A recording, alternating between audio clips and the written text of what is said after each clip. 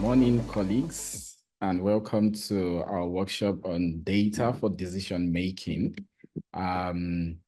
Today's workshop is a continuation from yesterday's workshop. And yesterday we had our presenters, they presented more on the theoretical and procedural parts of data analytics and also institutional research at UKZN.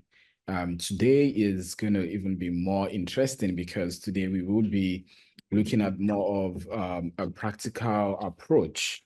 Yesterday was more theoretical and a high level presentation, but today you will see how we will take it through those steps that we had explained yesterday, which is, starting with your questions, gathering your data, doing the analysis, visualizing, and using what your reports or the outcome of your visualization to inform some of your decisions or maybe interventions that you want to propose to your stakeholders. And for today we would have Ayanda and Mike. So yesterday we had introduced all the facilitators for both workshops, yesterday and today's workshop. So just to recap, Ayanda, she is the principal information analyst in the institutional planning unit, and Mike is a health economics, based at the health economics and HIV and AIDS research division at the UKZN. Basically, Mike would be taking us more on visualization because, as you know, that in the health sector, they do a lot of visualization, and just to get people to understand what's happening, with let's say, for example, during the COVID situation, we always see this live dashboard, that tells us what's happening with the current state of COVID. So and that is where is coming from. But before I jump in, I also just want to remind you about our conference. So this is an opportunity for us to also market our conference. We have extended the date of our conference to of the abstract submission to the 15th of June. Please, we would be expecting your abstracts, and we would also be expecting you to register for the conference.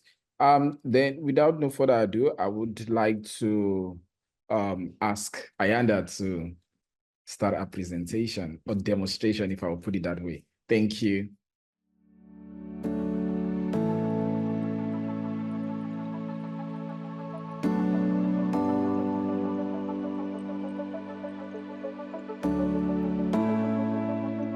Thank you very much, Badru. Thank you, colleagues, for being here today. Let me share my screen. Ayanda Nongogo, as I've been introduced. Thank you, Badru. Lovely intros there. And today I will be taking you, continuing actually, rather, from yesterday's conversation about how I conduct institutional research for student success, and what is around unlocking insights and using an IR approach in order to enhance data-driven decision-making. And from that disjuncture, colleagues, it's also to note that these are perspectives from an IR practitioner. So today's presentation, during the presentation, colleagues, I will be going in and out of the presentation just as a disclaimer to also access some data to play around with it. And I will also be switching off my videos so that I can save any technical glitches for presentation. Thank you. Okay, so today's program, colleagues, is outlined as you can see over there. So I'm just going to do a very quick recap on yesterday's points that were presented, just to point them out, to refresh our memories a bit. And then I'm going to recap on unpacking the IR process that was presented yesterday, and also the case study. And then we will dive into that journey of analysis, which I call joining the dots for this purpose. And we will spend some time over there. And then we will also reflect a little bit on yesterday's audience views about student success. I'd like to have an open discussion there, allow for us to engage on it, because institutional research for me is more really, but also getting a feel from the audience, like I indicated yesterday, and what are the different perspectives when we sit around the table, how do they pan out, and what are things to consider. So I will be probing some questions, and we will talk around that. Okay. So in the next slide, as a means to recap yesterday's presentation, we spoke about an overview of what is institutional research as an introduction, the definition, and so forth. And we did speak about what is the key difference between IR and the academic research. And there is a difference there. We don't spoke about the IIMF, and we touched a little bit on a reflection that IP department had presented in the Project Renewal SCR report recently, so that we can see what we think. And we did run a poll yesterday to also check from the audience of yesterday who were in attendance as to what is the opinion in terms of where UKZN as an institution is. So we also touched a bit on ethical use of data, permission that needs to be sought, ethical permission, gatekeeper permission, and so forth, for different purposes, depending on which research you're doing. And then we unpacked the IR process and also touched on some student success KPIs and introduced the case study that we're going to look at today. And so talked about, planted the seed about activating a community of practice for IR at UKZN. And then we gave you an opportunity to give us your view of what you think about student success and what it means to you. So we'll spend a bit more time about that. Unpacking the institutional research process, just a recap as well, be very quick on it. The first point of departure is to develop that very clear clarity that is needed in the research question. Yes, you are given a question upon request, but at that time it's usually unrefined, unclear, and then you unpack and you try to clarify that. So we'll go into that. And then I will also touch on the data collection stage, the sources, relevant sources, depending on the nature of what you're looking for and the nature of your research question. The data analysis phase, I will also present examples from there. And I've got reporting insights is the next phase, which is you document it. And I spoke about sharing it with the relevant community, because it doesn't just sit in IR or IP department. The report needs to go out and serve a purpose in the relevant committee for discussion, or for probing engagements, or for informing, or for planning discussions. So in essence, at an institution, a point I'd also like to make here is that institutional planning departments, in essence, at universities, are there to provide management of the university with information for decision making. That's our biggest concern. And the second one is that we also look after the concerns of reporting to our external bodies, which we say we are accounting for the agreements that we have with the government, which is your DHET, because DHET funds universities. They're the ones who give us funding subsidy. So we have to account for that. And the way that institutions or the way that the university does is through, I'll zoom in specifically at UKZ and do it through the institutional planning department when we report our HEMIS data, student, staff, and in space to the DHET.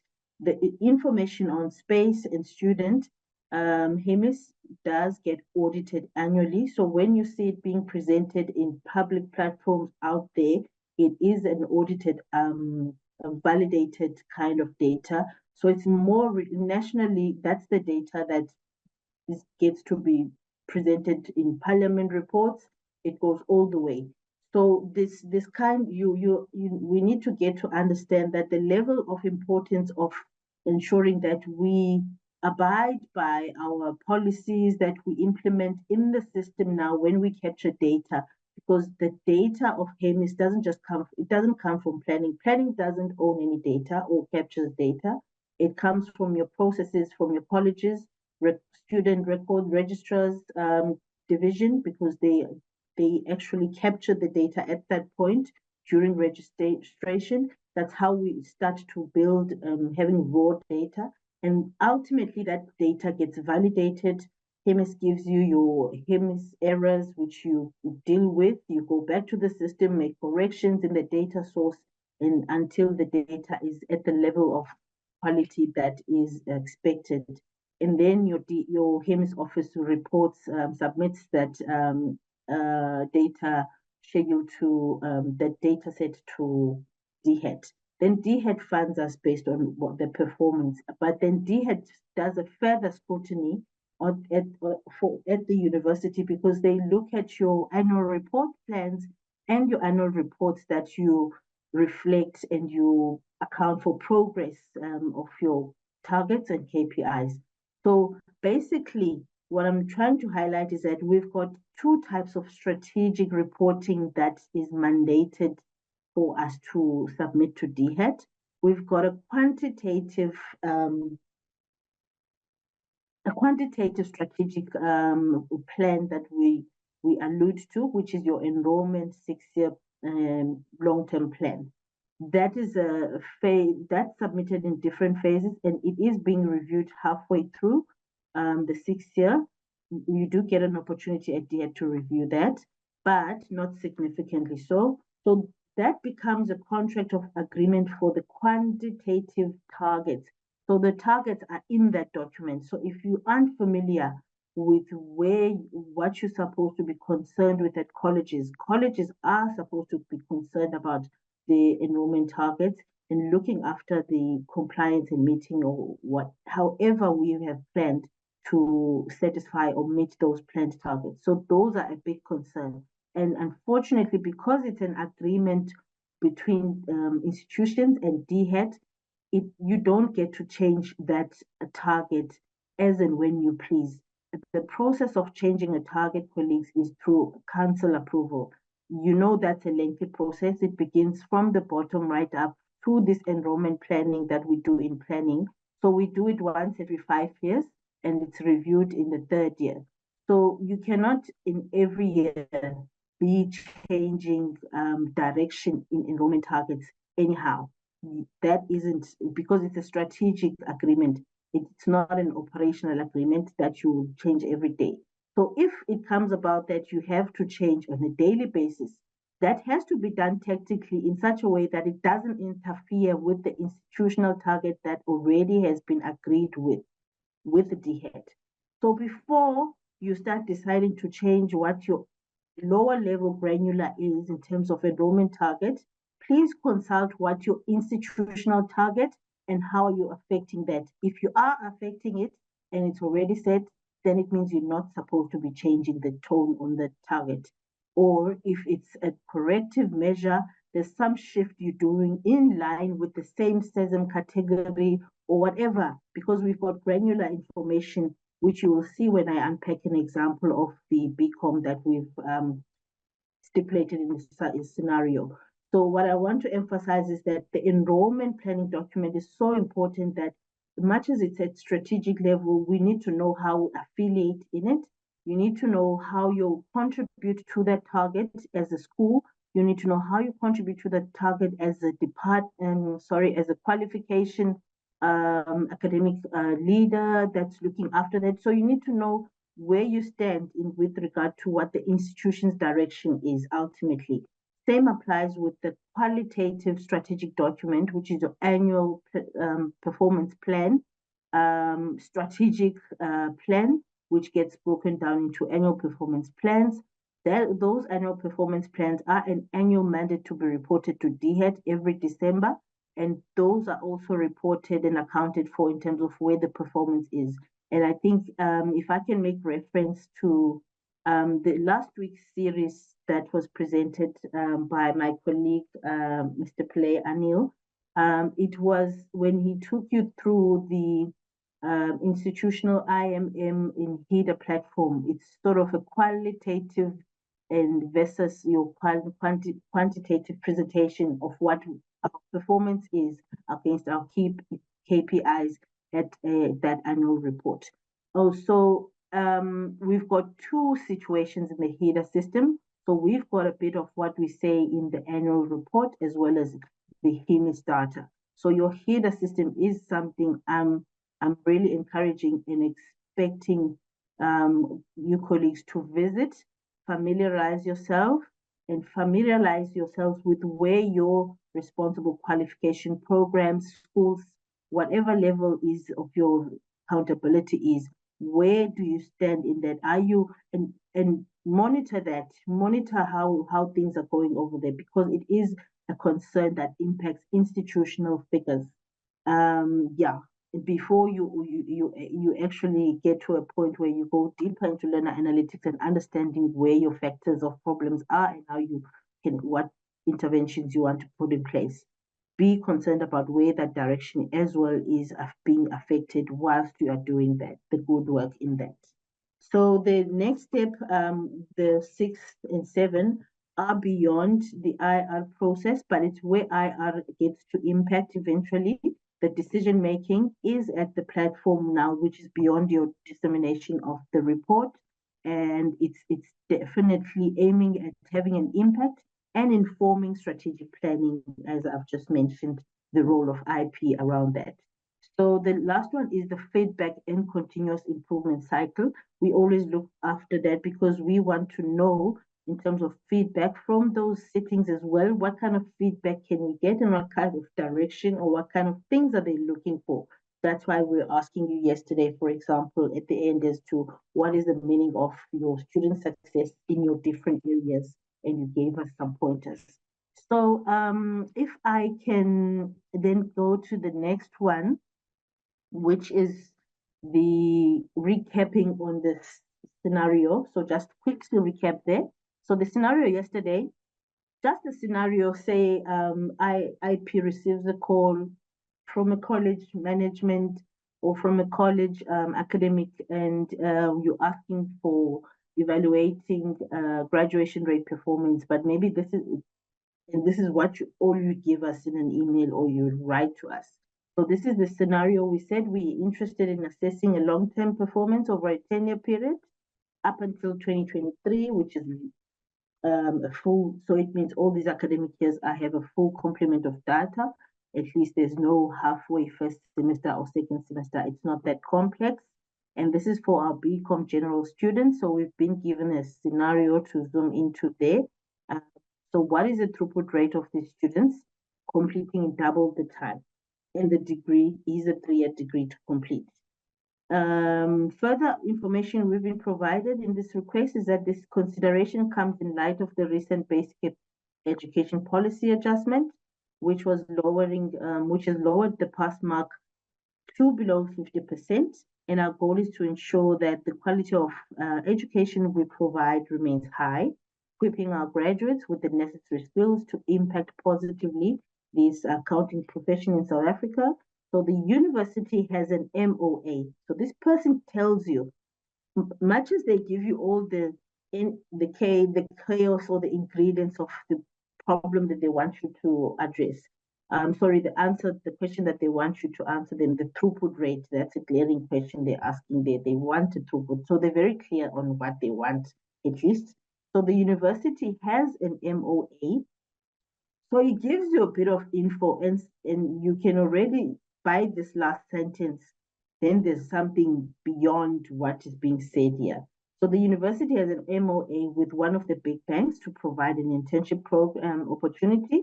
And the requirement is that we provide our BCom general students population in agreed timeframes with the level of quality as per the agreed criteria of the contract. Okay, so could this be a program management concern?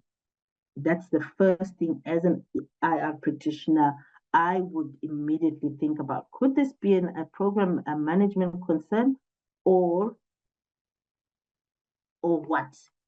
And then the first journey, now we're starting on the journey of the IR process from an IR approach. The first thing would be I would start finding the intention. So what is the intention? Establish my research question right there. Because on my first page in that report, I need to address the intention. I can't plug in that request as it is and say, this is the scenario, this was the research question. I've got to package it. I've got to undo it, I've got to probe it, I've got to twist it around, I've got to ask it questions again and see if I'm getting the questions that I need. And I've also got to think from an IR role position, from the position where I am, as to what is it that I need to address for the institution's purpose, because the mandate that I have as an IR in the IR position is to make sure that I provide this management level with the decision that they can make. So I provide enough information for them to make a decision, or at least to inform some kind of direction that they're going to be looking at regarding this criteria or fulfilling this agreement that we have with this bank. So the first question I would start asking, because my question would start from a strategic intent, a strategic level. How are we doing there? So it would be, what is the undergraduate category performance? Because the qualification itself, yes, I want to get there, I want to answer that. But before I answer that, I need to know, and from an IR institutional perspective, institutional level, where does that qualification, where does it affect? Where does it affiliate? So this qualification is an undergraduate qualification. We know that because we've been given the information. It's a BCom. That's an obvious one. It's an undergrad and sits in that category. So in whatever you're going to be extracting and exploring or analyzing from an institutional perspective, that's our point of departure. We would start actually putting that perspective and presenting where and what undergrad performance looks like for UKZN, the context where I am. And that is before I talk about the BCom per se. And then in that point, what you're trying to make is that you're trying to set an institutional point of departure from an IR approach, and you're linking it with the strategic intent to identify, though you're still going to this research question. And then in the next question, you then ask, then what is the graduation rate? Because according to the enrollment plan that I find in my strategy documents, I don't have a question of KPI that's asking directly what is throughput. We don't have that in an enrollment plan, but what we have in the enrollment plan that is going to relate to that question is the graduation rates. Do you remember yesterday when we listed the different types of student success KPIs? Graduation rate was amongst there, and within the factors of graduation rate, there was an indication that you may look at throughput rate, because that's what you have internally as an introspection you can do to reflect on the graduation rate. So now the graduation rate, yes, you can get at a granular level, at your BCom level. So you can answer the direct question in terms of a strategy that BCom is having this certain graduation rate. And this information you can easily pull from HIDA. It will give you the BCom graduation rate from those data explorations you did with Anil. I'm not going to go to the system and go and pull that one because that's already done. So what I want to emphasize is that you need to know where to go now from here. So now you've got this question giving you the direction. At least now you know what you're going to be looking for. This is before you go to the system and you extract. So this implies that, this links to the above question though, in terms of how do you know that the success performance looks like in this degree in question over the relevant category. And then thirdly, getting to answer the question, which cohort analysis is applicable to establish a throughput rate over the double qualification formal type. So there is a bit of information you were given about these expectations of this throughput study. At what pace must you provide it? So we were given double the qualification time, and this is a 3-year degree, and so double the time is meaning 6 years. So note that the graduation data, though, while you add the graduation now level, you're concerned about that. In the HEMIS data that sits in the header, you only have up until 2022 at the stage of the analysis for the period you are assessing till 2023. So 2023 hasn't been loaded. You're going to ask, but why don't I have 2023 at this stage? And the reason for that, colleagues, is because HEMIS data is reported a year late, and because it goes through the validation processes, which is your audits, your 2 chances of submission to DHET before audit, and then your audit as a 3rd chance. So it is submitted 3 times, but on different time frames. The first time is on the current year. So this year, for instance, you would submit your HEMIS around October, end of October to DHET as a enrollment with enrollment data. So there's no graduates at the time, perhaps, but sometimes you do have a small component of graduates. But the biggest concern that DHET is asking for that data during the same year is because they want to consider some of the distribution of the funding based on enrollments. So that's where it impacts. Now you realize. And then secondly, in the following year, they would now ask the universities to audit the data, and by end of July, that audited data with the audit certificate to be sent to DHET. So that's the proof.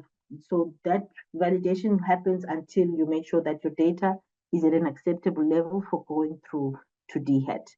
So that's in the following year. So the reason why you don't have your 2023 data loaded yet, it's because it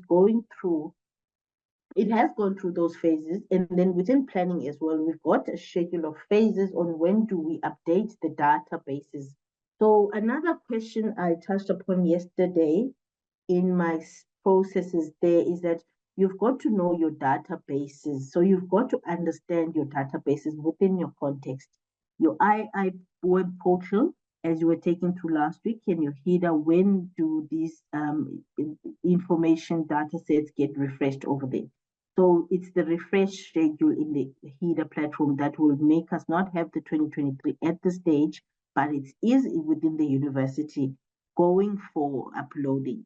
So that's the reason. So let's say now you already know that upfront that your graduation data is up until 2022. So there's now a compromise you have to do within your analysis to say, okay, 2023 is not available, so I must count the 6-year period of my cohort analysis using this available data. So it means you've got to count up until 2022 for that sense instead of 2023. And then lastly, what I want to highlight in a cohort analysis is that what baseline will be applicable for considering double that formal time. So because now I know the HEMIS data 2022 isn't available, what is the baseline that I'm going to use for the application?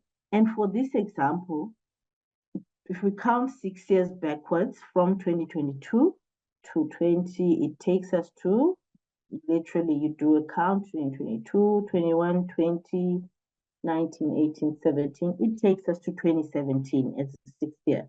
So it means my baseline is 2017 for this scenario, meaning I must extract students for the cohort group, is going to be 2017, and that's the baseline I'm implying. 2017 is the baseline.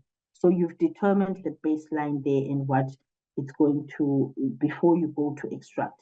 So in this research question, the first part is looking at the strategic location about where this affiliate and the intention thereof, it's because you want to justify in your report thereof as to sort of set the tone of the report, introduce the report, fulfill the institutional mandate, explain how we are doing that or allude to that. And then secondly, in the second dimension, the lower level, you're now diving into graduation rate.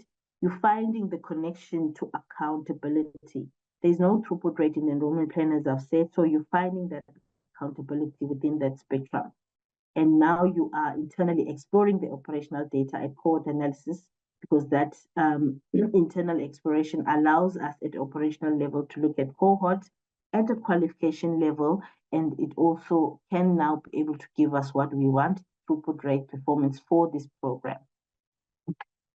So before I move on to the next slide, I'm going to be open for questions on this slide because it is important that I just check if there's no burning questions at this point before we go to the next processes.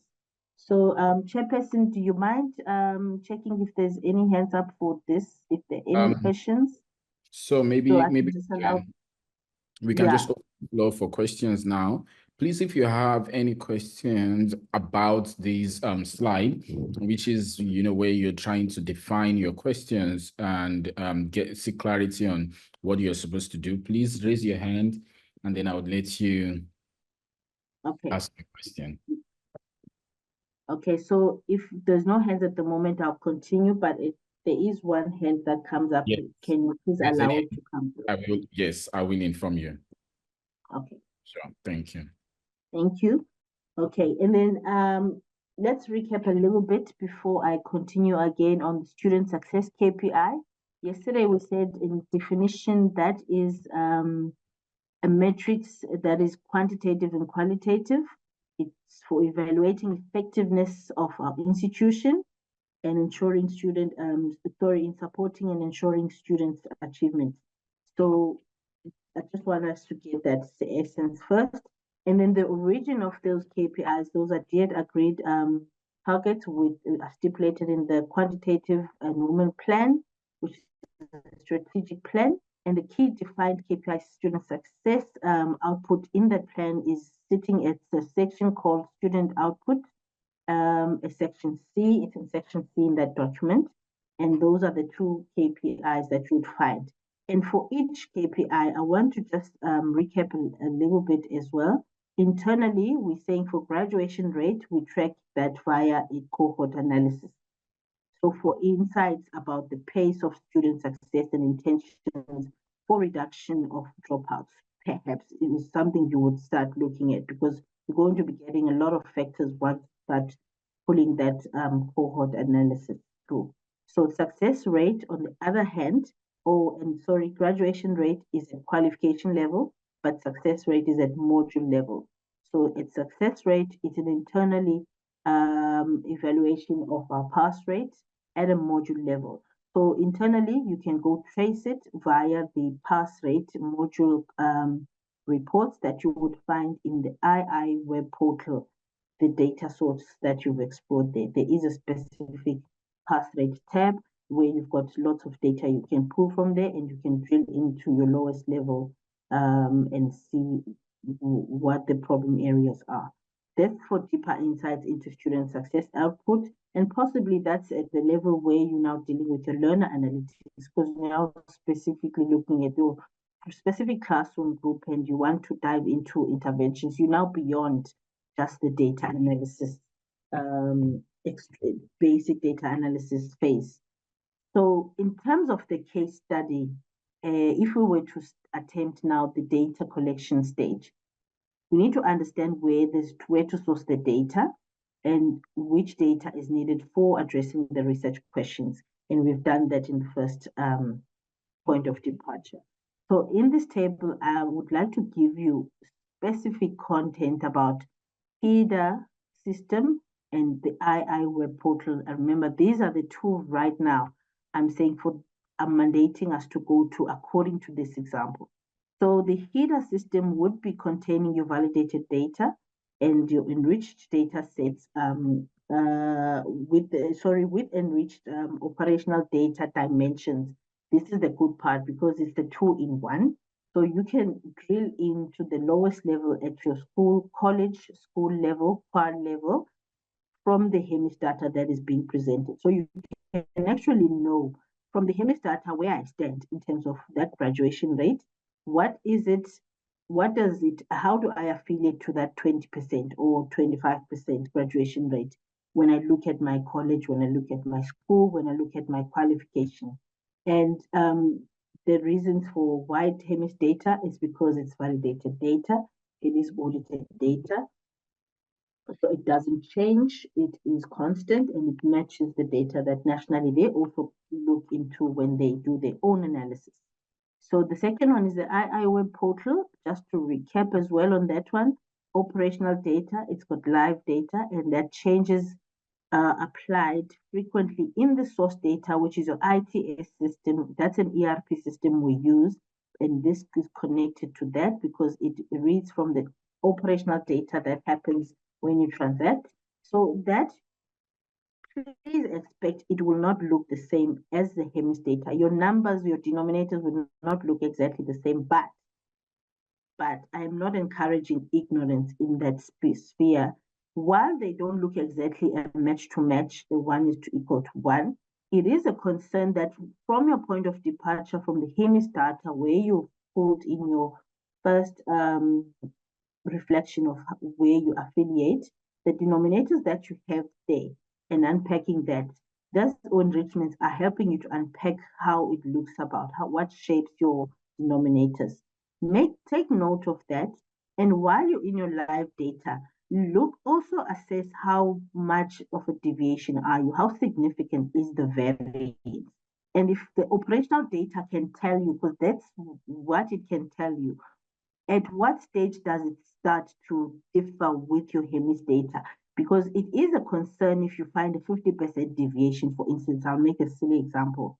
If I was expecting 100 students and I find 50, so that's very significant. And before you even partake your journey of data analysis, you would need to investigate via your operational data why this bigger difference, where is this coming from, what's causing it? Because you can't just ignore it. It's a data integrity matter. It's an issue in data. And in data, in analysis, we cannot really give a quality analysis with such deviation in data. We've got to explain the data in the deviation in the report as well, because when you go live, you've got to explain the disjuncture from the national to live to say, okay, it's a 2% deviation, but it's insignificant. So now in those narratives that you're going to be explaining in the report, presenting to somebody who's at management who doesn't know about those differences, because they're at management, they're looking at things at strategically, and they don't know what your systems, multiple systems look like over there. They don't work with that. So you've got to narrate it in such a way that the audience must receive it well, because that's the important delivery. You're delivering this for a particular audience, and which audience, and how does your audience, what expectations do you get from your audience, and cater for those so that you don't get your report to be sent back immediately without any enticing any discussion. At least if it entices some discussion, because that's the feedback you want. What is the discussion? What are the things, so that you can reshape your approaches according to those discussions? And that's the point I wanted to make. And then when we go to the next slide, I wanted to show you and refresh your memory. I know it was last week, but I'm not going to, for this, go to the system and pull out the data. I've already done that. So this is a screenshot from our web portal. Let me just highlight from our II web portal, and this is where your student data sits, and this is your operational data, colleagues, and this is typically highlighted there. This is where I extracted the graduate head count by year of completion, because I just want the head count of graduates. I just want to know the output, what's going on. I'm interested to start at that level before I start looking at the other things. So operationally, now the point of departure is that you've already gone to your HIRA system and you've already looked at your your general institutional departure to fulfill the institutional research mandate. Now you're looking into it further. Practicality that I want to explore is looking at that particular qualification because of this case study. So I'm going to be specifying where you can source the specific qual data, and in the operational one, it is in that space that you're going to be sourcing it. And then this is a screenshot of the ultimate dump that was done, which I'm going to open in Excel shortly, but I would just want us to go through the where things are. So in terms of, let me just zoom in. Hopefully, yeah, because the text is very small. I hope now everyone can see. So when you're in the portal and you've landed yourself into that particular report, there are the top bar here, which is your filters. Your filters are, you mandate your report in terms of this whole section up there. What is it that you're looking for? And then if you look at closely at where we were looking for the Bachelor of Commerce. So there's the filter for Bachelor of Commerce, and there are the ticks for the different years that we can look at, the 10 years that we alluded to in the research question. And here's the ticks that we've selected. We wanted the college, it's an internal college, school, and then you selected an approved qualification. I explain why the approved qualification. The approved qualification is because in this point, the mandate of institutional research, I'm going to go back to it again. PQM requires us to scrutinize whether we're evaluating, whether we're assessing anything, we always begin from a PQM. And the PQM is a program qualification mix. It's an institutional document which tells us which programs does our institution supposed to, it qualifies to offer, the right name is approved to offer, and it has been approved by DHET, CHE accredited, and it means it's SAQA registered. Then it's in the PQM. So the first point is that PQM will give us approved qualification, and this is the tick for the relevant qualification that gives you information of what your PQM says about your qualification. So basically, this is in line with what the PQM says, because we have a further dimension internally, which then further breaks down that approved qualification called an internal qual. Now, the internal qual, the difference why I want to make this emphasis here is because the internal qual will have multiple internal codes, because we either structure a qualification or we leave it unstructured, especially those general degrees. Some have got other structured qual codes. These are the ones that internally we structure or we keep it as an unstructured, depending. This one is in line with the PQM, but further within, we define our internal qualifications, whether we specify at the lowest level. So this is the next level. So ultimately, you must just check. So every time I pull a qualification name, I never do it at this level only, because I've tended to realize we have multiple codes at this level addressing the one big umbrella approved qualification. So it's important to know at that contribution, because then the numbers change to start putting these together. Once you start looking at, if you will get a different number, I'll get 500, you'll get 300, and you'll ask me, but why we have a different denominator? And it's because of sometimes, not always, but the first probably, have we filtered the same parameters of this report is the first point. What parameters did you use? So because I have an accountability responsibility to address at accountability level institutionally, I am always concerned of extracting at that level as well as this level. So I can't only look at it from this level without the other one.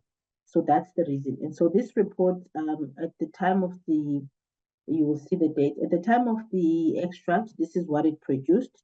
And if you can just see, it is giving me, here's an approved name. And you can see the approved ID is the same. That's the ID code. And this is the approved name. But you can already see someone said yesterday, the frustration of data cleaning. You can already tell from this column that you've got some cleaning to do before you actually look at, bring your analysis eye into the spectrum. So here's a BCom written twice in different ways, Bachelor of Commerce and BCom in abbreviation. It is meaning the same thing, yes, because we can clearly see it in the qual code that it's the same, regardless of the description just being changed in terms of the style. Sometimes it was written as a abbreviation and sometimes not. Okay, so take note of that. That's why I was saying pull both of the fields together. The internal qual, on the other hand, it's got a variety, and you can immediately tell from the description, this program actually has augmented foundation programs, extended programs, augmented. So we've got different modalities even in that journey. But what I wanted you to note is that amongst the BCom that I've pulled, we've got this one has a further contributor that wasn't mentioned in the case study, yes, but you can't ignore it because there is something that is there beyond what has been asked. So you've got to account for that in the report. And IR will leave no room untapped, we leave no room unaccounted for. So even if you ask us to find one thing and we find these 20 things, we will address the 20 as well, and in a summary level, say that we've found that, but when you look at what you are asking for, then here's the answer. We'll get to the answer, but we need to explain to you how we got there. And it's important that we don't ignore, because now we must be objective enough to say, here's what we found at this level, because you might have not known that you've got this kind of spectrum within your general degree. And then let me move on to the next one now. Next screenshot is this one is the student headcount enrollment. Similar place where you extracted it from the student portal, and these are the filters. And the difference here in the filters, this is the output of the report that you can export. And the difference in this one, I just want to point out, let's just check the filters. It's a Bachelor of Commerce. That's one qual, it approved qual. And I made sure this is student headcount. So in this one, I know you have multiple things you can extract here. Student headcount, when you open up the folder, you can extract something else in the same style. So here's the filters. I still maintained college school filter. I still maintained my approved qualification parameter, and I still maintained my internal qual.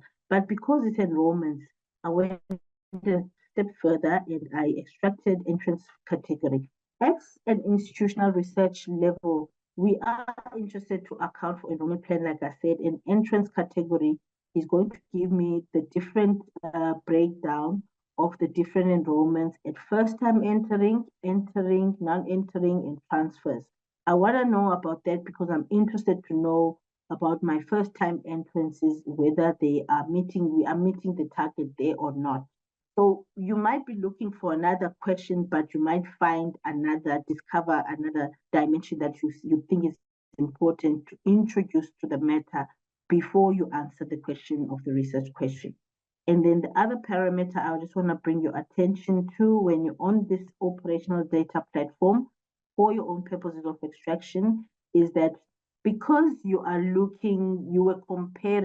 not comparing per se, you are assessing, evaluating the qualification from an institutional point of view, and you started off looking at your HEDA platform, where you are in terms of a proportion there, how you affiliate in the whole spectrum of all the other undergrads. There is this parameter saying subsidized or non-subsidized. I found this important as well as exploring the foundation report because it made a difference to the denominators. So subsidized, now let's go back to why we are choosing this option subsidized here when we get here. So you need to make a choice here if you're not here to invest, like I was saying, for purposes internally, where's your wrongness coming from, or where's your other 500 missing students sitting, or whatever. But if you're looking for accounting at that level of IR approach, you must be concerned about this field because you must filter out the non-subsidized number of students. for whatever reason, and I think I'm new at this stage, I might have not gotten right. I do know, yes. Yeah, just call your Yes, attention that time. It's okay. almost 11. Okay, we got it. Yeah. Okay, that's great. No, it's fine. Thank you, Badru. So at the level of these two differences, you are interested only in the subsidized students because those are the ones that have gone through your HEMIS. So those are the ones that go over to your HEMIS reporting because we get it for subsidy. We report for subsidy. So non-subsidized could be your non-degree purposes kind of students sitting there. I don't know. But you would know better because it's your program. Okay, and then let's dive into answering the question. So we've got to answer the question of the throughput study, and here's a screenshot at this stage. I want to go through the screenshot. So let's assess the results. So this is where, colleagues, you would find, oh, sorry, I'm looking for the zooming in. So let's start. You would find in the header platform when you log on, this is where you would find this relevant report. I'm going to cite and I'm going to go over. This is a cohort statistics tab.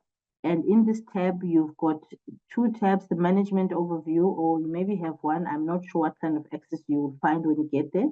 But program analysis is what you're interested to find. And within the program analysis, you are interested to find the program analysis overview. And this is the report from the program overview. So this is the output of the report. And let's begin from the top there. And actually, I want to go to the actual report. I will just go off presentation mode and present a different document. This is the actual report that was downloaded from there. That's just a screenshot, but I want us to go into the nitty-gritty. I will just enlarge for visualization. Badru, please let me know if it's What are you visible. sharing now? Okay, so it's not sharing. Let me reshare. Yeah. Yeah, let me change my Maybe share. you might want to share your entire window. Yes. Yes, so that you don't have to be sharing and trying to. Okay, should be coming. Yes, we can see it now. So we can see the Excel. Okay, so thank you very much. So this is the report, and here's the cohort here. So these are the filters that you'll find in the header platform. So when I went there, I literally filtered 2017 in my parameters, and I was interested in the two general BCom degrees, but in my 2 degrees output, you will see, I will show you later, I've got two, one is structured, one is unstructured. So I've got these two internal qual codes. So these are internal qual codes. They reside within the same BCom general degree, the 2E that we picked up in that screenshot. So these are the two in that group. And while you add it, because it's a cohort, it's a specific, now the definition of cohort mandates us to come and track a particular group of first-time entering students.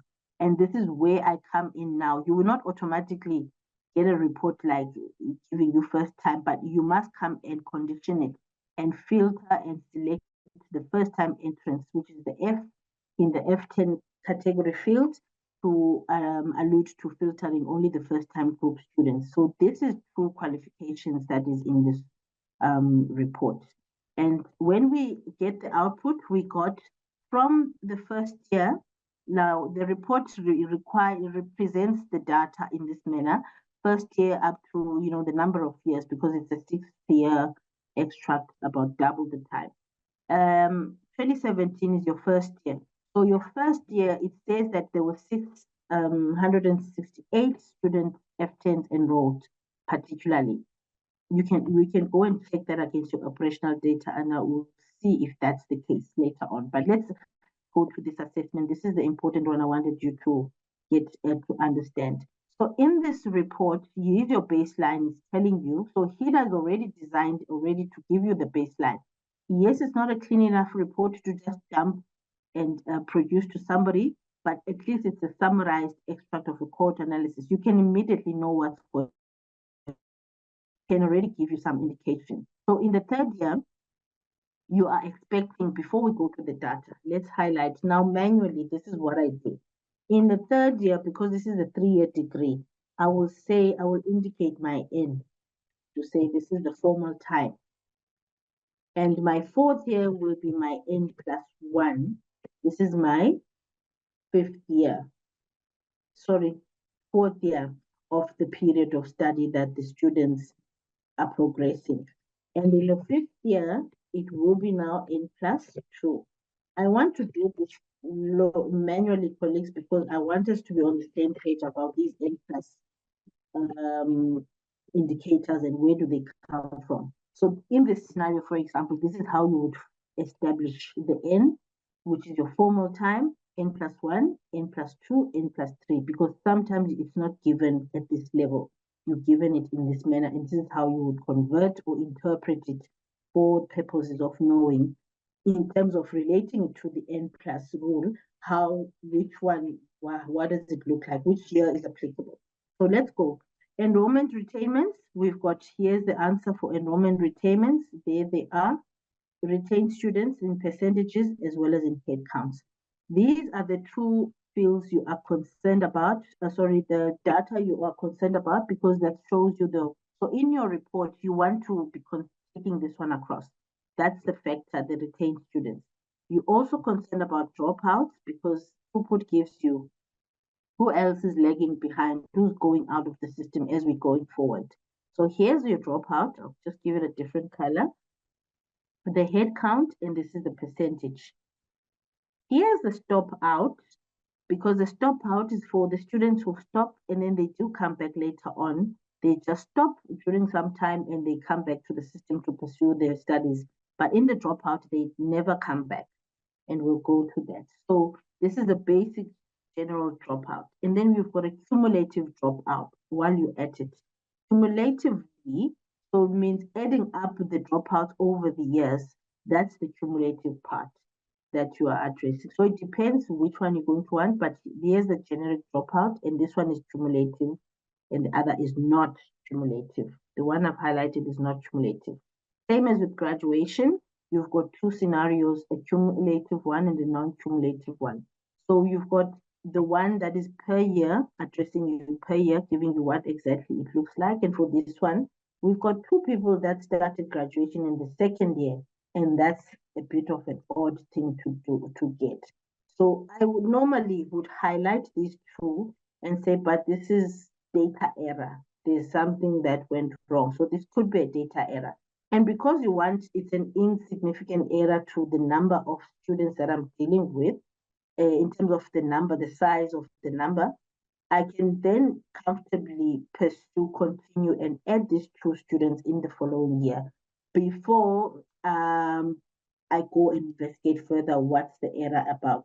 Because then at least I can move on with my analysis with the minor error.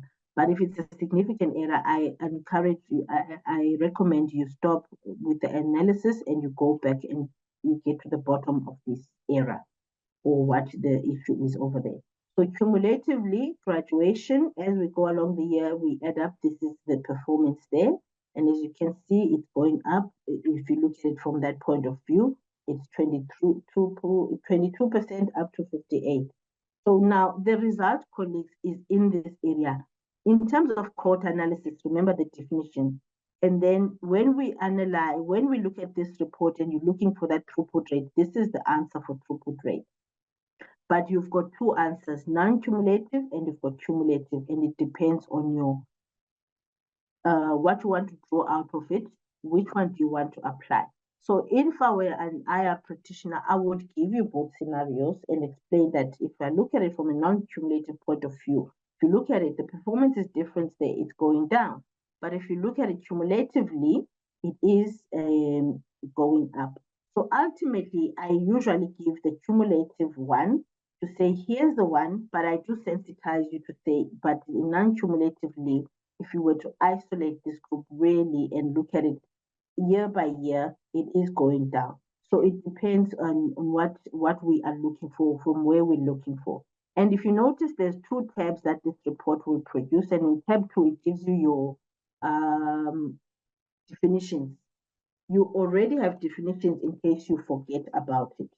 Okay, so I'll stop with that one and go back to my presentation. And that's the important part I wanted to emphasize, colleagues. So those are the data sources I've extracted. I've extracted a data analysis. Unfortunately, because of time, I won't explore it in detail. But if I can get 2 minutes, Badru, to talk into this slide. Data analysis, when we now analyze the data, I took this from the foundation report. Sorry, let me just disclaimer there. Foundation report, SCR, developed by IP for project renewal, SCR reflection. That sorry, this is not the one. I apologize, I'm making a mistake. This is the foundation report currently under revision. So this is IP developed foundation report, an extract from there. It was looking at foundation programs. And because in the data set I bumped into foundation programs there in the first extract, concern was that let me go and address the foundation like I was saying. So in my analysis example narrative here, I'm giving you an example of how you would perhaps, how we would relate that in a institutional point of view. So this analysis, like you're looking at, this is literally the BCom extended program for also a long-term period, but perhaps different from what we're looking at. So it's extended from 2011, the specifics were the requirements there, and to 2022. And in this analysis, we give an introduction. If you notice, the narrative introduces the table, plug in the table, and then in the following one, we give you a representation, a visualization, which my colleague will give you the types and how you can go about it, and the results is presented in that way. But the important one I want to emphasize is that the narrative below the graph there is giving a data analysis, it's giving the result, it's analyzing what the top layer is saying for you.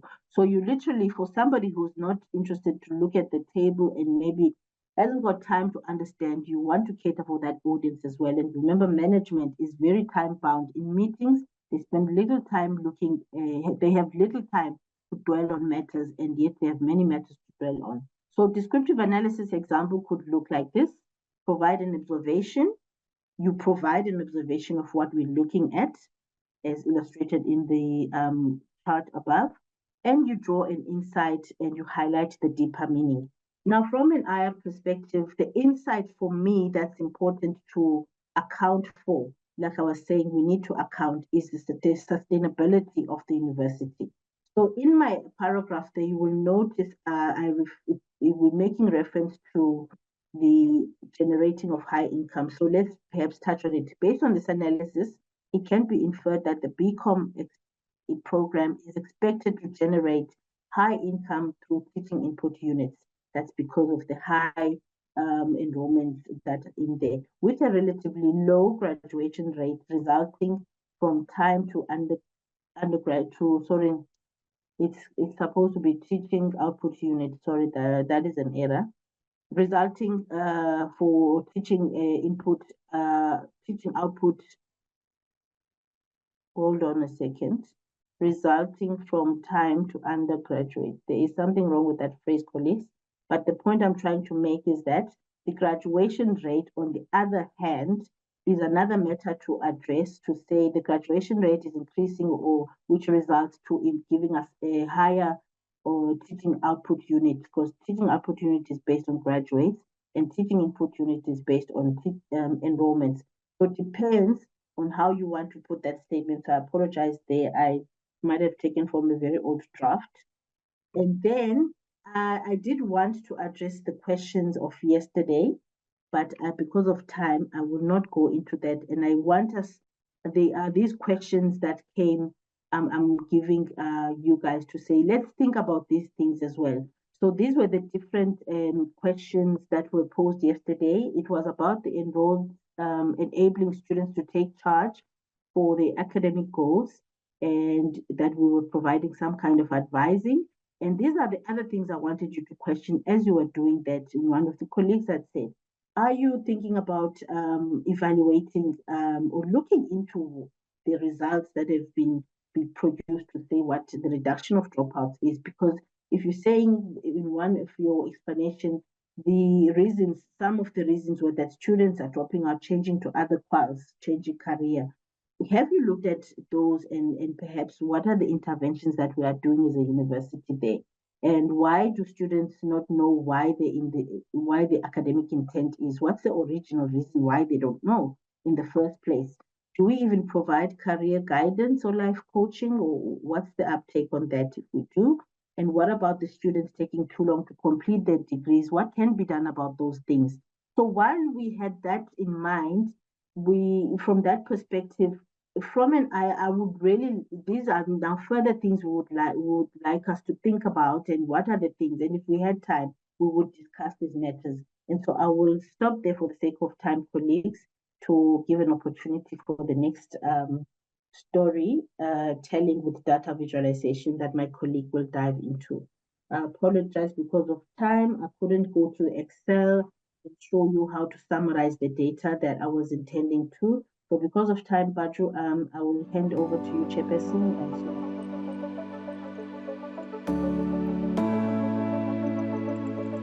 Thank you. Thank you so much, Ayanda. I think that was very insightful. And I think we need to explore more, with regards to the practical part of, doing this, because I'm sure most people are expecting more from that. But I think Mike's session would give us a little bit more practical, when it comes to, but it is interesting and nice to see how, you moved. It's like you then operationalizing that framework or cycle that we had, you had shown colleagues right from the beginning. There are a couple of questions, but because of time, I think we should move on to Mike first, and then once Mike is done, we answer all questions together. I also have some questions. I know. So just Okay, sorry, but so Mike, yes, just to point out that when we share the slides, the data sets are there, and a small demonstration is within there with the narrative. So it's not to say that they won't really see it, but they will find it. It is attached to the slide. Thank you. slide. Okay, thank you so much. So now we will be moving on to the next session, and that is this will be facilitated by Mike, and Mike will be taking us on visualization. And I think this is one of the most important part of trying to get your stakeholders to understand the insights you found from your analysis. And there are different ways to do them. You can tell stories. There's something called the 3 minutes story, where you catch their attention. And I think that's what Mike will be doing. Mike, let me hand over to you. Thank you.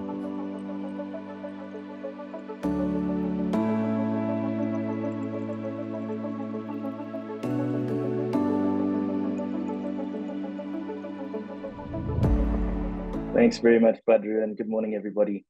So maybe a quick disclaimer, as Badru said in the introduction, I'm a health economist, and so I feel a little out of place in these sessions because everybody else is an institutional research expert, and I come to the party with a slightly different background and with a slightly different angle. And so I don't want to pretend to be the expert in visualizations or data storytelling. But through my work as it started in HIV, I've come to learn that the visualizations and stories told with data can be really, really powerful. These are a couple of screenshots from the HIV data sets that I was engaging with and that I've been engaging with over the past years.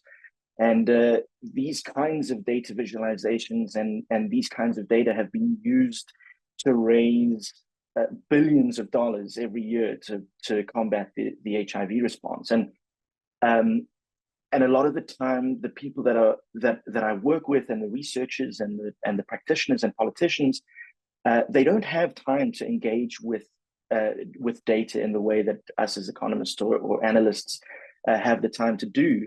And so presenting these data in ways that people can understand and people can absorb really quickly and really easily is such an important part of our work. So I'm not going to spend too much time on the theoretical or part of the slides. I'm going to try and move quickly into some practical things. I just want to talk about how to build a compelling story with data very quickly, and just to encourage you, once this is done, I can't do this justice in the half an hour that I have, but there's a lot of resources online. If you Google storytelling with data, or you go into YouTube and look for storytelling with data, there are hundreds, if not thousands, of websites and videos that are dedicated to this. But I wanted to point out just a couple of things that are always in my mind when I'm building data visualizations or when I'm trying to tell a story with data. The first is to try to understand who your audience is. And Ayanda and Badru have been very clear about how important the research question is for your analysis and for what you're going to do. But I think when you're presenting the results and findings from your analysis and your analytics, it's really, really vital to understand who your audience is and to have them in the forefront of your mind when you're building the story. Often as data analysts, we like working with data, and the numbers excite us, and maybe we're qualitative data analysts, and then the stories excite us. But for people who don't have a lot of time and who haven't been invested in the analysis in the same ways that we have and understand the data in the same ways that we have, the data can be quite frightening. And so I always try to put myself into their heads to think, okay, if I had no idea what I was about to see, would this still make sense? And then as you're building your report, or as you're constructing a storyline, it's really important to remember that the same data can tell many different stories. And so the process of constructing a narrative around your data and your visualizations is so critical. Because the data can tell many stories, you need to be really clear, we need to be clear as analysts, what story we're trying to tell. And often this requires providing some additional context, thinking carefully about which data matter, because although for analysts, it's nice to be able to see all the data in one go, even if it's quite complicated. Data that don't really matter to tell the story that you're trying to tell can be confusing and derailing for people that are trying to read it. And then once you've analyzed your data, as Ayanda was pointing out, it's not just enough to present a table or to present a graph, but also to point your audience to the key insight that you're finding from your analysis. And I think also really useful to think through, okay, so I've done this analysis. What does it mean? What solutions am I offering? What action points am I offering? What new directions of thinking am I offering? And the visualizations here can be really powerful. You know, they say a picture paints 1,000 words. And so if you put together a really clever picture or visualization of your data, that can give a lot of information to your audience, to your reader, in ways that don't require them to read 1,000 words or to listen to you ramble on about your data for 1,000 words. Always, I think it's important, you know, once you're getting to a space where you feel like, okay, my story is becoming more refined, spend time structuring and editing out details that don't matter. And often I find that I need to go back at these end stages to the research question and back to thinking about the audience and the context to refine that a little bit, to make sure that it all hangs together and that the narrative or the argument that I'm trying to make is clear. And then the final step, to share your data story. And I think reports are often very useful because they contain a lot of details. But as Ayanda said, the people who we want to use the analyses that we're producing don't probably have a lot of time to engage with this and need to make decisions from it. And so I think there are other clever ways to share your data story, either through a short podcast, or as Badru said, a 3-minute story or an elevator pitch. In the HIV world, we use policy briefs when we're trying to tell stories to policymakers, presentations, infographics, and all of these things can be really useful complements or alternatives to how to present your data, other than presenting it in a report. And I love this. Probably many of you have seen this meme.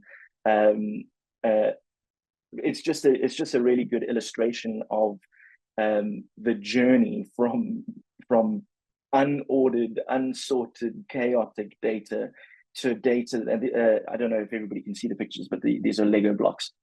Yes, and then yes, these are the can. Lego blocks sorted into the colors. And these are then there's the process of arranging and then presenting visually. And for us analysts, most of the time we love doing this part over here, or maybe we don't love it so much. But getting some sort of order from the chaos is really satisfying to do. And often we stop here at having the data arranged. I think presenting the data visually is a really important step because it shows the order from the chaos. But to explain that with a story, actually you can draw people in and support really powerful arguments with those data visualizations. And that's sort of the direction that we want to go. Why are data visualizations so powerful? Because they can show patterns in the blink of an eye. They can provide context and interpretations of results and streamline your data so that it's more easily digestible for your audience. And I've put in five tips. I've put in a few tips for getting more out of your graphs. Often, once we've done the analysis, we get to a table and we think, oh, we should probably put in a picture so that people who don't like the table can understand it. And so we click, insert graph in Excel, and we leave it there. But the standard graphs that Excel spits out are often ugly or chaotic in themselves. And by editing your graph, thinking about what's unnecessary in there, thinking carefully about how it's labeled, what about the title, how to focus attention so that your reader is drawn to what you want them to see. You can do this by using colors, highlights for emphasis, dotted lines, arrows. You can use captions, but really showing the audience what you want them to see when they look at the visualization.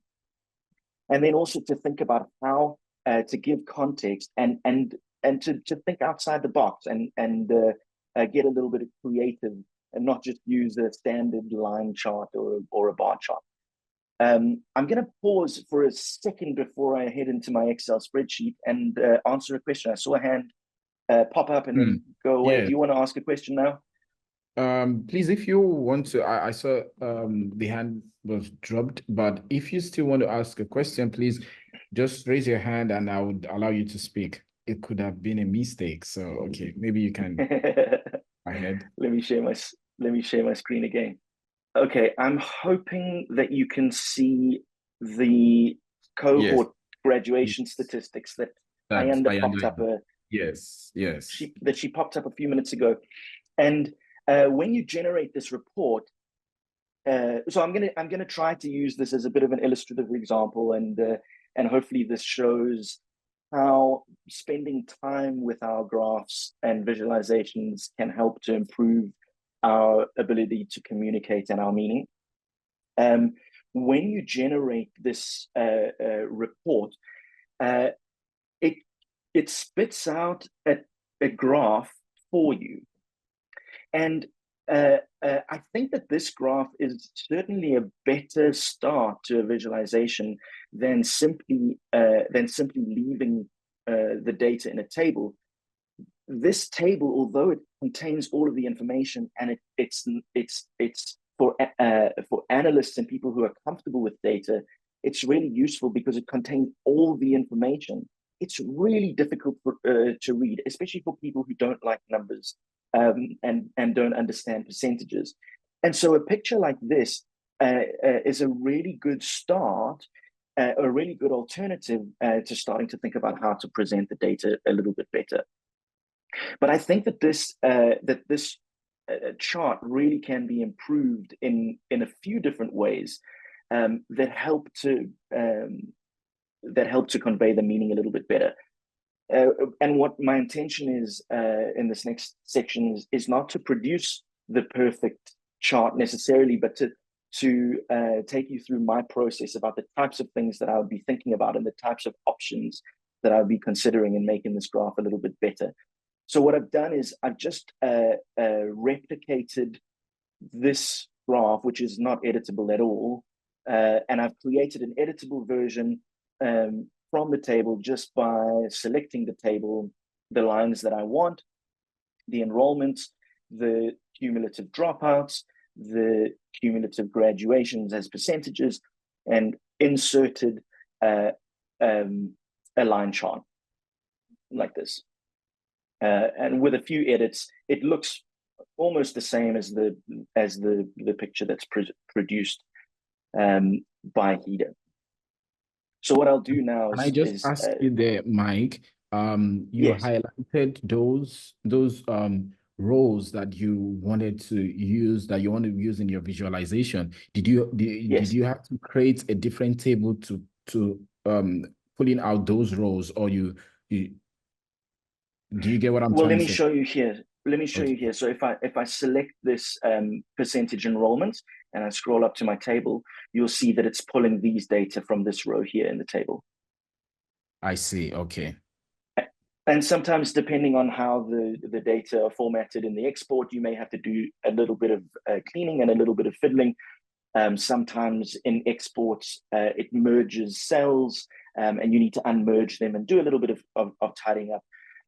But on this one, there was almost nothing to do. I just selected the data that I believe was selected in this figure that was exported from Power Heater. So the first thing that I want you to notice is the dimensions of the box. If I change the box to a long rectangle instead of a wide rectangle, the picture looks actually very different from this picture here. Now, for an analyst and somebody who works with data all the time, it's quite easy to see that these are just two different depictions, but they're showing exactly the same thing. But for somebody who's not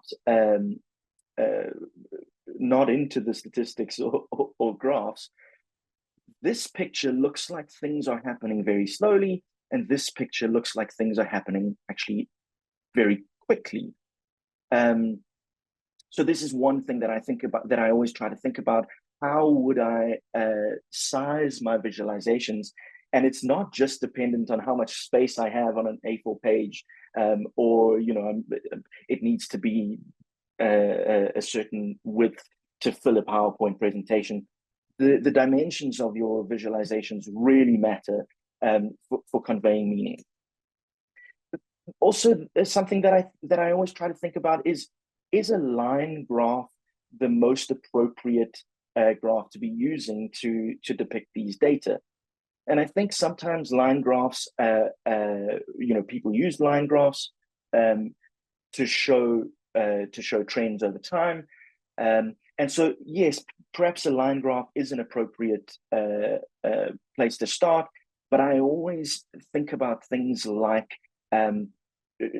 these are percentages. So should I stack these percentages? I'm less worried about the number of students and more worried about the proportion of students that's graduating and the proportional percentage of students that are dropping out. And so if I change this to a stacked column graph, you can see the picture looks, it looks certainly different. And perhaps this is a better way for me to show these data. And what I want to do is I want to have graduations this is what I'm most interested in this figure. And so perhaps what I'll do is reorder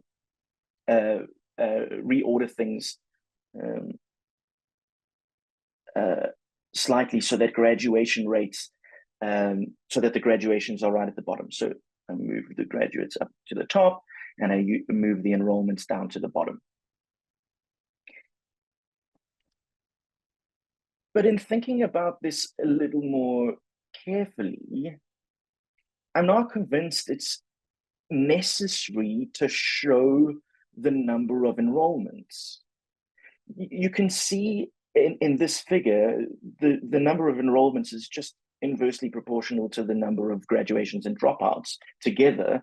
Well, obviously, because they add up to 100%. And so maybe what I could do is, let's go back to a line graph, and let's take out the graduations entirely, and I can put this information somewhere else in the figure. And perhaps I can do it here. This title, it doesn't tell me very much, and we could probably do better about giving the reader some more information about what we're talking about here. This is the 2017 cohort of BCom students, and we can let our audience know that there are 668 enrollments. And so now we're including some additional information, but we're starting to get to a point where we're decluttering our figure a little bit. You can see at the bottom here, we've got these are the years, 2017, 18, 19, 20. What we want to do is we want to draw our readers' attention to the fact that this is graduation. This is the minimum graduation period. And so let's add some labels in here, N-2, and this is N-1. And we can add these into our graph, so that the axis gives a little more meaning. I'm also not sure that we need these cross lines. We can take those out, and all of a sudden we have a huge amount of space now in our figure for captions and for giving our audience a little bit more information. I always like to have the axis starting at 0, starting right in the corner, and so you can make these sorts of changes, and it shifts your image around a little bit. I'm also not convinced, before we start thinking about captions, that red is the right color for graduates and yellow for dropouts. People think about red as a bad thing or a warning sign, so perhaps we should have our dropouts in red, and let's have our graduations in green is good. And given we use the robot system at UKZN for tracking student progress, maybe we'll have red and green. We also want our reader not to focus too much on these years on the graduation tab before the minimum time. We want them to focus on how students are graduating from the minimum time up to N+3. And so what we can do is, let's just de-emphasize this a little bit. If we change our line from a solid line to a dotted line, it just de-emphasizes the line up until this point. And what we can do here is add in a marker that we make just a little bit bigger. And this is really what we want to draw our readers' attention to, that this is when we expect our students to graduate. And you can see as I hover my cursor there, we're only seeing 22% of our students having graduated within the minimum time. And so this is probably a good place to insert some sort of a caption, just so that our readers are drawn to this point.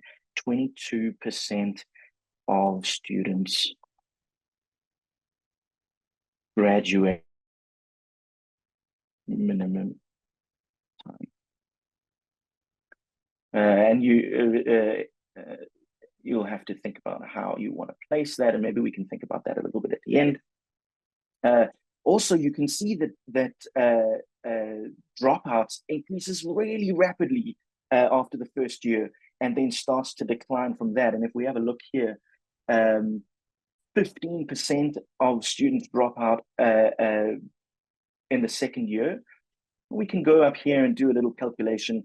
This 15% of students that dropped out in the second year, if we do a little calculation, 15% of the dropouts happened in the second year, and I'm going to find that as a percentage of the total number of students who dropped out up until the sixth year.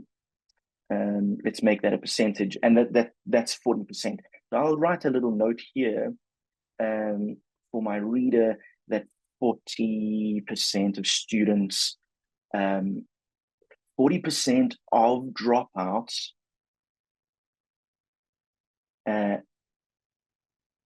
occurred by year 2. And I'll add an emphasis point on my line. Let's pick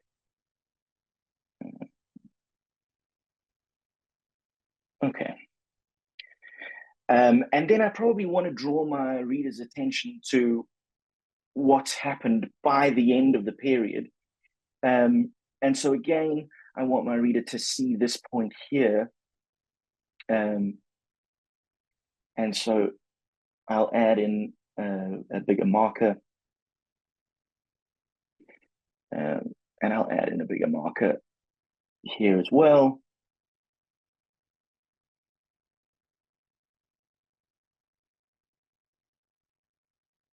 To show emphasis, and I'll give my reader some something to look at.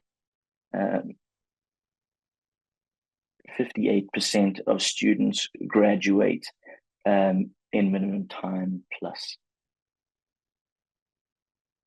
3. And I'll put that there, and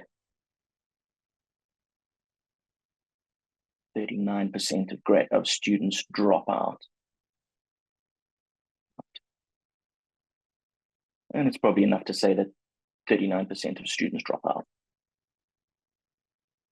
And maybe I'll push this onto the other side. Okay. So what we have now is a figure it has a lot more information, and it's a lot easier to read than the first figure that we have. I think this figure can probably be improved even more, and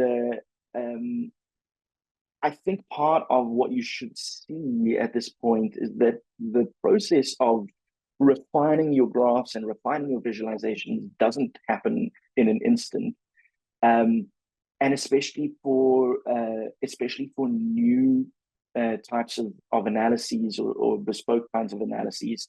And if you find that you're producing the same kind of figure again and again and again, it's worth setting up some kind of a dashboard or setting up some sort of an automated process to make this happen. If I were thinking more carefully about the story that I'm trying to tell, this is only one piece of the puzzle. And so I would be quite keen to show my audience something about graduations in general, graduations more broadly than just this 2017 cohort.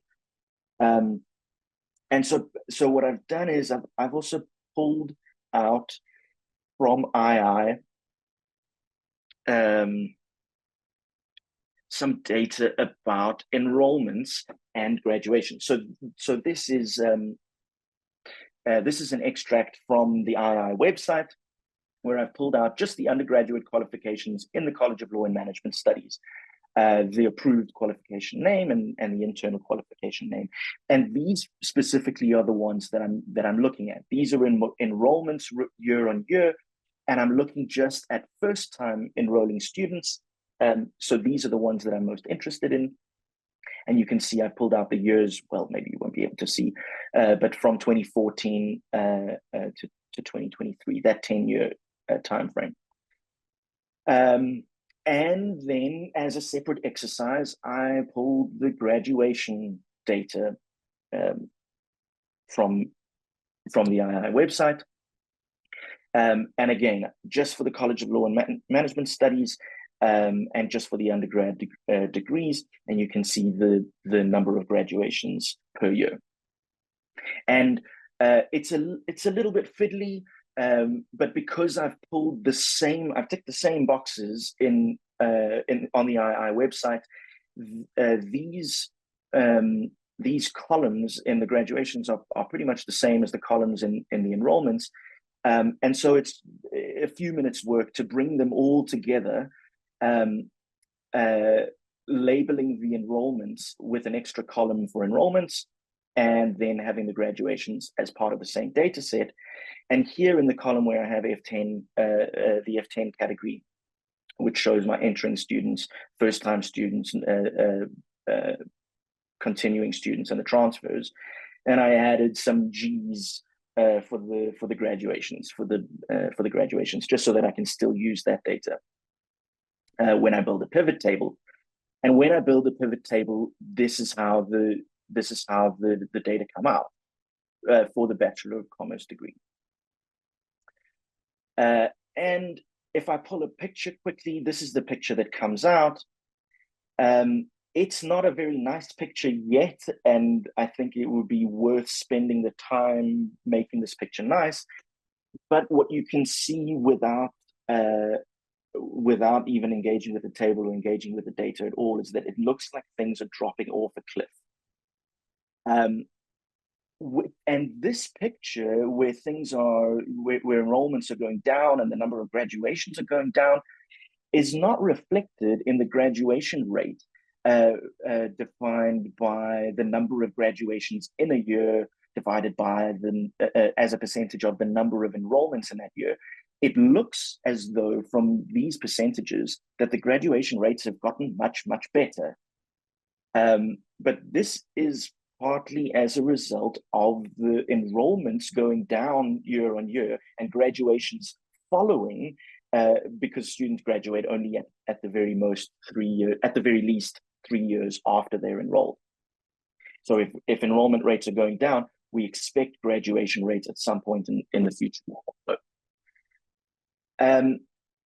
This is a really useful contextual piece to add to the story about graduations, about the 2017 cohort that graduated, because it gives your reader a snapshot of, this is the point in time that our cohort sits at. And maybe what I would do is I would add some kind of a line here at 2017 to show that this is the point in time that we've drawn our cohort from, and maybe with some additional labels. But this contextualizes that 2017 cohort within the current declining trend. The story is not sort of complete at that point, because as you may have noticed in Ayanda's data that she showed previously, the Bachelor of Commerce in Accounting, it used to be classified as a BCom in the approved qualifications, and then was reclassified as a BCom in accounting. And so all of those students that used to be classified as BCom against their approved qualifications were changed to a BCom in accounting for their new qualifications. And so if we wanted to, we could add these students in. And what you can see is that the decline isn't quite so alarming once we add those Bachelor of Commerce in Accounting students in. And we may actually want to signal to our readers that we want them to be able to identify the difference between the BCom and the BCom in accounting. And so you may come up with a figure like this that separates out enrollment for the BCom compared to enrollment in the BCom in accounting, and then the graduations that correspond. All of a sudden, this picture is completely impossible to read. And so I would consider doing something like this, where I have my graduations, my enrollments like this, and I want people to see that this is a combination of the BCom and this is graduations.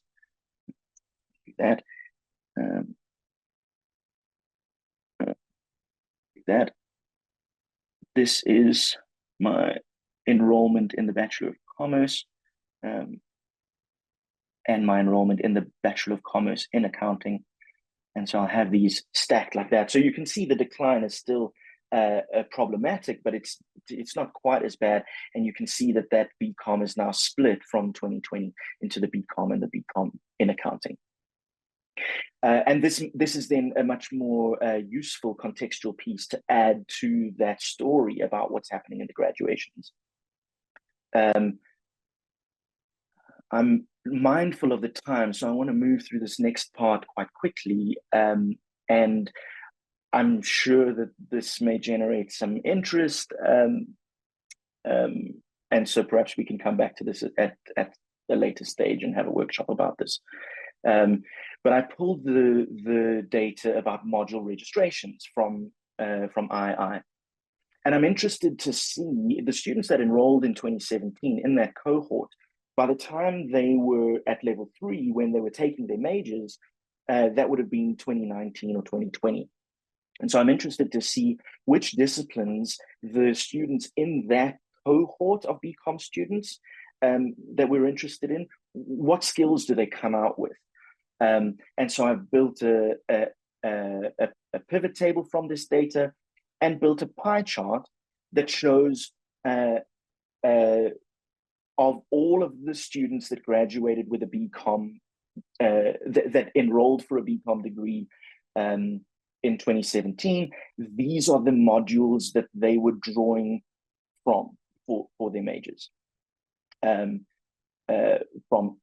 accounting, from economics, from finance in the School of Accounting, Economics and Finance, a very few that you can't see at all here in law, and then the rest from subjects in the School of Management, Information Technology and Governance. This picture needs a lot of work. It's really difficult to read. It's so ugly, and it doesn't tell a really interesting story.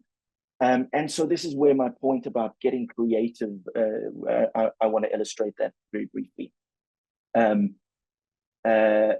In the world of economics and finance, in the health world, we use often diagrams called Sankey diagrams, which show, they can show flows of money, or they can show cost of sales and revenue.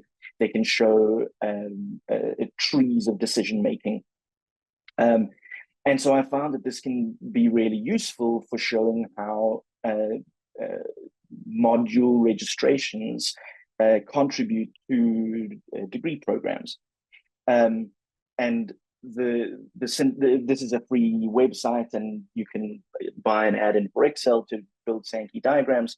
But there are a lot of tools and a lot of free sources of visualization tools that you can find. And I'll just show you how what this looks like if I add in our data about the BCom degrees. I don't have time to go into this in any depth. I need to do a little bit of data gymnastics to get the data in the format that I want. But when I get back into my Sankey, this is what the figure looks like.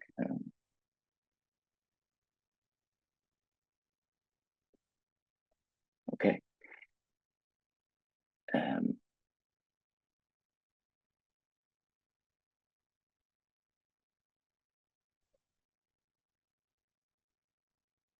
Okay. And so what you can see all of a sudden is we have a much more powerful image than the pie chart that we had, because this figure shows how the disciplines from the different schools feed into the BCom degree that our students were registered for in 2019. Sorry, that our students were registered for in 2017, but that they were taking in 2019 as their majors. And so as I'm building my story and as I'm building my narrative, I'm trying to give my audience context. I'm trying to give them really powerful visual images that are clear, that show what I want them to see, that don't distract from the main points, and that really all contribute to one important narrative. And at this point, we don't have a very clear narrative, and it would be a useful time to go back to the research question or the question that they've asked us to respond to, and get some clarity on that, and begin to refine that narrative and begin to refine that storyline as we go. Some other useful tools that I found: Canva is really, it's a free website, and it's really great to get some ideas, or if you're building infographics. There are some useful tools for representing data, and it's very easy to adapt these and to adjust these. You can pull in your data, and the pictures look much prettier than the pictures do in Excel. If I'm counting the number of students, maybe I would have students in here. And this is a really great way to build a policy brief, or to build when I say policy brief, a brief for your audience. And there's a little bit of a learning curve, but it's really worth thinking about, just spending a little bit of time exploring this and seeing how you can get it to be useful. Power BI is a really powerful tool as well. If you're repeating analyses many times over and you want to produce similar types of outputs, Power BI is really useful dashboard building piece of software. And I wanted to show you on the Stellenbosch, the University of Stellenbosch website, they have used Power BI to build a dashboard for the national student data. And so not only is this a really good repository of data, if you're interested in looking at that, containing all of the universities, but it also gives some ideas about how you might go about presenting different types of data, and how you might bring it together. I think some of these figures probably could use a little bit of work and refining, but certainly on one page, you're able to see a huge amount of information. And from here, you're able to start, building stories and thinking about what your audience needs and how to provide additional context. So I realized that it's 3 minutes to 12 and I've run out of time. So I'm going to hand back over to the chair, and thank you very much for listening, everybody. And I hope this gives you some inspiration for just thinking a little bit more carefully about your.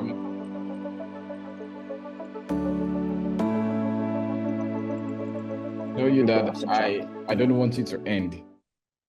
I just don't want you to end. Like, I want us to continue, because this is really powerful. I know I do analysis. I know I do visualization. I know I do infographics, but I learned a lot from, especially the way you are using the Excel, the way you were changing those different charts type in the same, because I don't think I have really manipulated a graph that much the way you manipulated that graph and changed the lines. And I know I have to go back and watch that video again, or maybe we even need you to do an Excel training for us. Maybe we should take that forward. We can think about it. Yeah, I think we really need that. But I must say that this has really been very engaging, and I will still say it's powerful, because the power lies in the hand of who is telling the story, right? It's you could do your analysis, and I always tell people at times that, you see, when people do analysis, or when they show you their graph, they will tell you the part of the story they want you to see, right? They are, and that is where you then need to use that privilege, as an analyst, to say, but you don't be biased about it. Definitely, it's data. It might not really be biased because it's facts, but at the same time, the way you narrate the story, like you said initially, that it's about the audience. So the same data, your presentation might be different for different audiences, right? Because you said maybe it's you present it to a politician. What you will present and highlight for the politicians will be different from what you will highlight for the operational people on the ground, because their missions or their intentions are different. So I must say that, yeah, I learned a lot from this, and I do believe that colleagues also did. But before, maybe we can go into questions and answers. Ayanda, I think you might want to join us on these. We have very few minutes. We have 1 minute, but colleagues, please just permit us to maybe 10 minutes extra to just engage with you on this, because our plan is going forward. We are planning to put together a curriculum or a short course, on data analytics in higher education. And this is just the basis. This is where we want to start from to get, will I say, feedback about some of these presentations. Maybe let me quickly, colleagues, I have, a poll which we need to just use to collect data from colleagues before we then engage with them, just so that people do not leave the platform by the time we get to that stage of. So please just permit me to share my screen. I will be using Mentimeter, right? So colleagues, please, you can please scan that code, or let me put a link here. Click on that link to engage, with us on these presentation. Oh, sorry, on this poll, right? Please click on that link. If you have, please let me know, or you can scan the QR code here. Scan the QR code. Yes, please thumbs up once you are in, so that I can see that you're the number of people that I have gotten access. I have just 3 people, 4. We still have close to 22 participants on the call. Please click on that link. I will be moving to the next slide. So what would happen now is, when I move on to the next slide, I will just need you to respond. So here we just want to know, are you an academic staff or a professional service staff member? Please, we would appreciate your engagement here, because this would help us going forward, and this would also, guide the vision of this entire program that we are planning on working. I'm just going to give maybe a few more seconds for you to. So I have 14 people engaging here. Please, can others engage with us? I'm moving on to the next slide. So you can see we have more professional service staff members on the call presently. Then here, did you find the presentation on data analytics concepts useful? Don't lie. be honest. Just be honest, so that we know,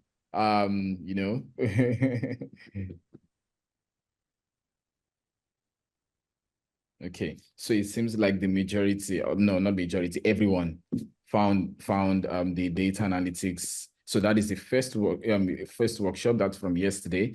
I guess we're working with just 14 people on the call right now.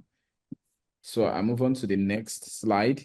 Did you find the demonstration on visualization and storytelling valuable for your work? Okay. The last person, I remember we engaging with 14 people. So okay. I think there is one of the slides. Did I jump that slide? There was a slide on IR. Oh, okay.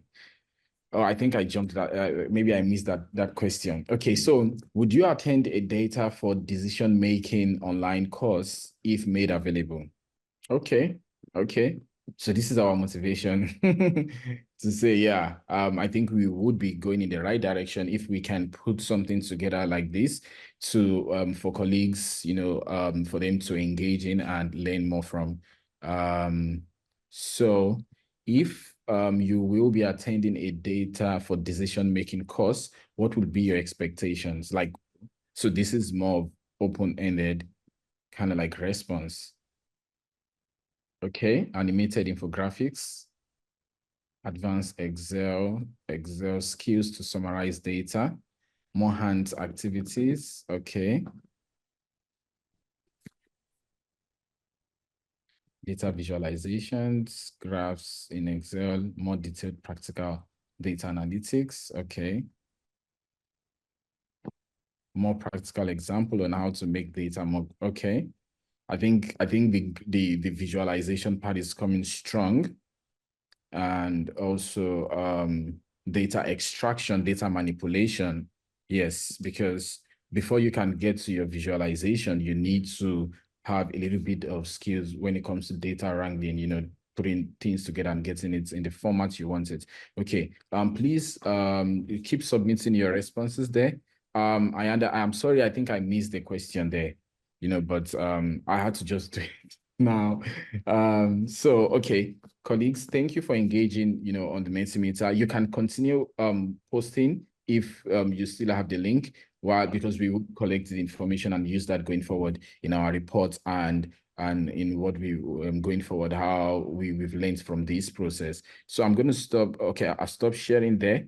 Let us just give us 4 minutes. We have 4 minutes to check. I'm just going to look at the questions, but I am very sure that Ayanda, they all appreciate the IR sessions. So please just drop a chat there, because I am really feeling bad now that I didn't include the question on the IR part. Please just to to help me, just put a comment there. So let me just read through the comments section. It says, okay, can one do a degree qualification using IR? I'm not really sure of what this question is. If they're asking if you can do maybe a master's in IR or maybe the person wants to speak. Do you want to raise your hand?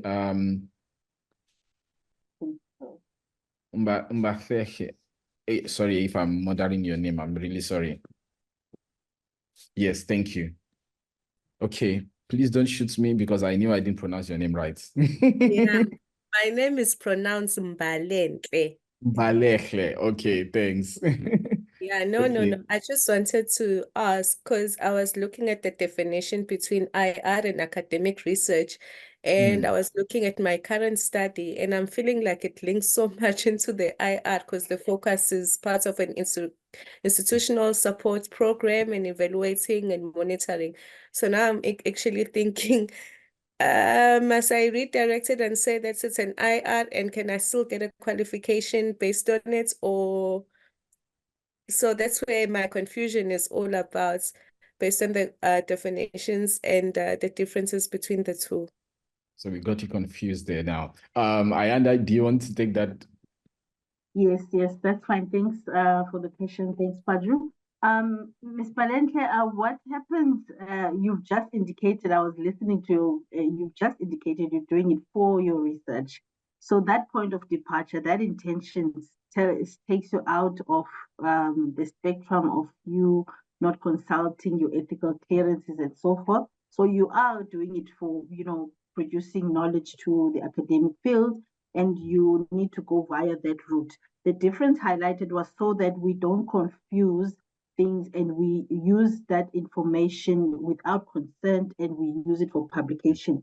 While you can use the IR approach in attempting to unpack or to interrogate your question or your research, you can use the IR approach, but intention for you, you've already, from the first point of departure, you are producing knowledge for publication, journal publication, or presenting in conferences, but you're doing it for research, academic research. So you are doing academic research, but it was just to spell out what is the difference between the two. So the intention is important, that you still follow the correct protocols to observe in the different spectrums, but you can use the approach itself within your world of academic research, you're requiring, or any way you like. Thank you. But I guess you're satisfied with that response.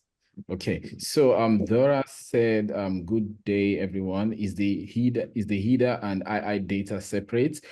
These data sets or maybe they asked, can these data sets be combined? I guess that's the question. Okay, the first part, I also want to clarify that confusion there a bit. HIDA system, so both systems, HIDA system I referred to in that slide, and the II web portal, which is what you're referring to, there are systems that we have at the UKZN's IP web portal at your disposal. So internally for staff to use. The HIDA system is more for private platform. Well, actually both of them, they're private platforms for us here at the institution. So they're two separate systems. You go into HIDA differently and you explore the data there and you download it from there. And then you've got an II portal, which is more talking about, it's connected to your live data. I was just telling you that it shows you different denominators. Oh, okay. I think Ayanda. Okay, at least Mike, you confirmed that it's not me. Okay. Thanks, Ayanda. I'm just going to check again. What if there are internal transfer? Oh, okay. So I think this question is about the data that you had extracted and trying to make meaning to some of those outliers or that you picked up. I'm just going to check again. Yes. So I can respond to that one quickly. Short. Yes, Ayanda. You said you want to respond. Internal transfers, I remember. Yes, I remember very well. Internal transfers, those two errors I pointed out, I think they are. I was referring to data errors because those two students shouldn't have been graduating at the second level of the study during BCom. So it means it's a data error. From this perspective, we're pulling through because that's a cohort analysis for a specific first time entering group of students. So you can't be first time entering and be exiting in second year. It means if therefore when upon investigation you pick up that those two are transfers or otherwise, it means then they're sitting in the wrong entrance category and then need to be corrected in the data source in your IT system. Then they would move to that and then we'd get a different denominator. Thanks.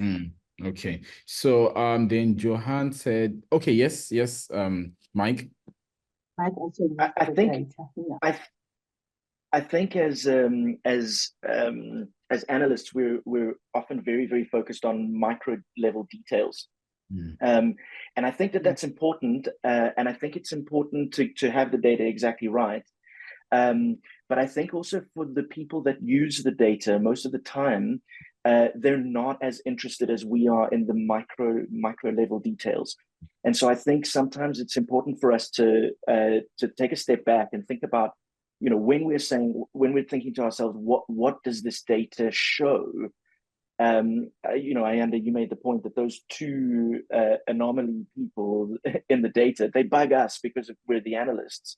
And they're really important for particular types of investigations. But for the most part, for decision making, you don't need to worry about those tiny nitty gritties. If you use the data from Power HIDA and from II, most of the time you will have pictures and patterns that look identical, even if some of the micro level details aren't exactly the same.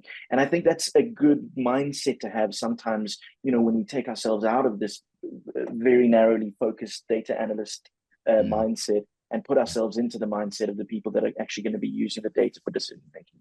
Yeah, you're right. But so what I also picked up is, it also depends on the size of the data. So let's say, for example, you're dealing with just 10 units, and then two of them are not that right, and you then representing it as percentage, it becomes a very big problem because the percentage number there of those two anomalies would be so significant, and then you'd be wondering what is happening here. But I think also it depends on the size of the data you're working with, and you can just take out some of them if it wouldn't really be significant, like Ayanda had said, so that it's about the significance of the anomalies that you're seeing in the data.